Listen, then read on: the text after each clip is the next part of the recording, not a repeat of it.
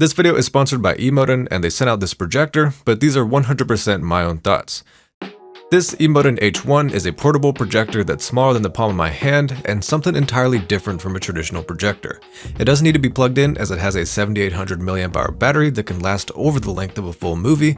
It's got its own operating system built on Android, Wi-Fi that supports casting and screen mirroring, and that's all wrapped up in what I think is a really sweet compact design with a handle. Oh, and it's 1080p, so solid resolution even in this tiny form factor. Let me break down my experience from a couple weeks using this guy so you can determine if you'd benefit from having one yourself. First off, the portability took some time for me to get used to in a good way. In the first little while when moving the projector to different places, I'd unconsciously check for a Roku to connect to it, the Roku remote, or even the projector's charger.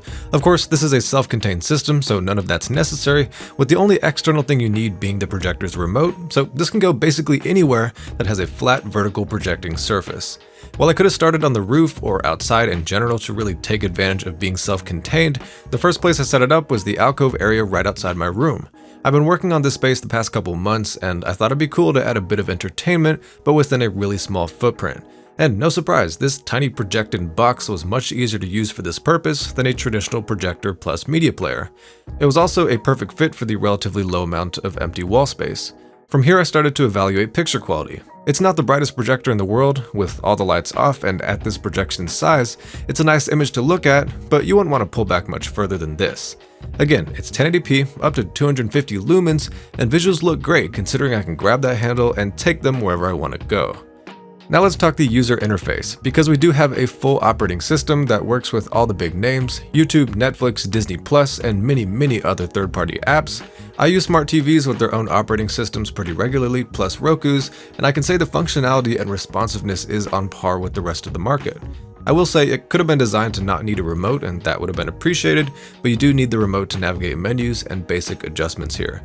Speaking of basic adjustments, while this projector is only advertised as having up and down Keystone Correction, the 4-point Keystone adjustment was able to accommodate a bit of a left-right offset like with this setup.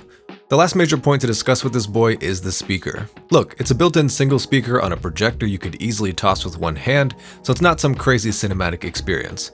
But what it is much better than a phone with impressive volumes. It kind of just fits with the theme of how the projection image isn't crazy big or bright.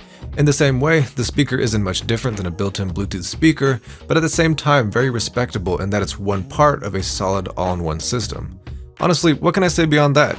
The Emotn H1 was really fun to use, and over time, changes in how you think of it from a projector to more of an Android tablet type thing with a projector for a screen. Apparently you can even play Angry Birds on it, as it does have 15 gigs of storage and a gig of RAM. But in conclusion, I'm definitely going to keep this projector around, whether it's in the alcove for watching videos while printing off scripts, or spontaneous movie nights without the need for any real setup. If you think you'd benefit from having one of these as well, check the links in the description, but otherwise I'll see you later.